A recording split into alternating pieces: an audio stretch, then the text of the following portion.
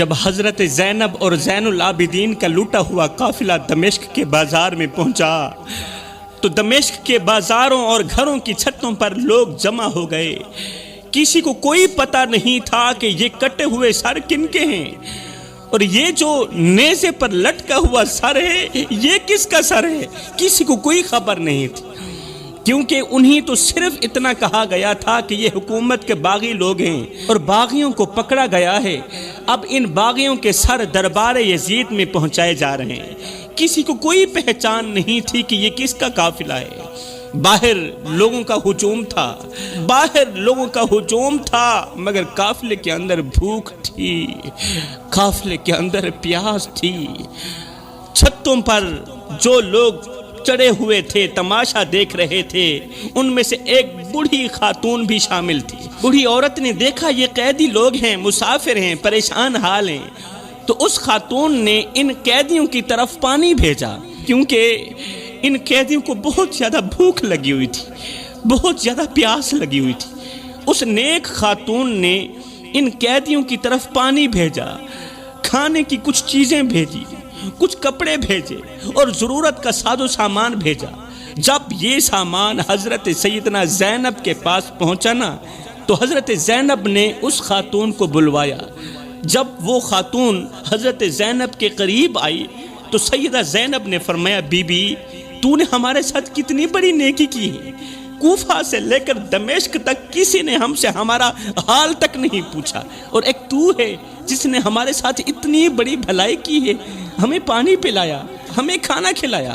اس خاتون نے کہا، اور تو کچھ نہیں، میں چھوٹی عمر میں مدینے میں رہتی تھی اور سیدہ فاطمہ الزہرا کی خدمت کرتی تھی۔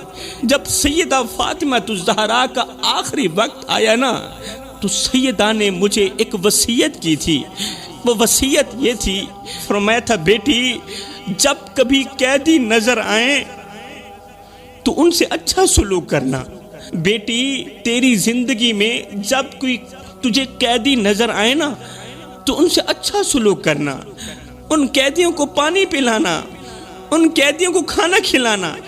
اس کے بعد خاتون کہنے لگی، اے میری قیدی بہن، میں نے تو سیدہ فاطمہ الزہرا کی وصیت پر عمل کیا ہے۔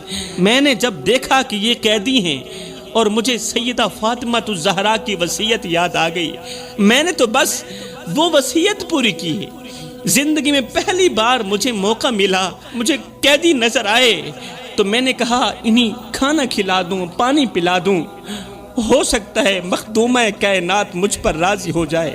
سیدہ زینب نے جب اس خاتون کی یہ باتیں سنی تو فرمایا، اے خاتون اللہ تیرا بھلا کرے، اللہ تجھے اس کا اجر دے۔ اے خاتون تو نے ہمارے ساتھ اتنی بڑی نیکی کی ہے، بتا ہم تیرے لیے کیا کریں؟ ہم اس وقت قید میں ہیں، مسافر ہیں، مظلوم ہیں، اور تو کچھ نہیں کر سکتے، دعا تو دے سکتے۔ بتاؤ تمہارے حق میں کون سی دعا کی جائے؟ تمہاری کوئی خواہش ہو تو بتا دو۔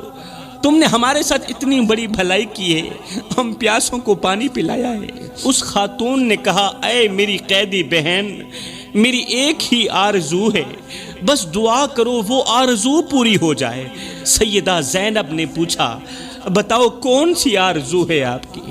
اس خاتون نے کہا کہ جب میں حضرت سیدہ فاطمہ الزہرا کے گھر سے ہمیشہ کے لیے نکلی تھی، اس وقت میری مالکن حضرت سیدہ فاطمہ الزہرا کے چھوٹے چھوٹے شہزادے تھے، حسین اور بی بی زینب، یہ بہت ہی معصوم تھے۔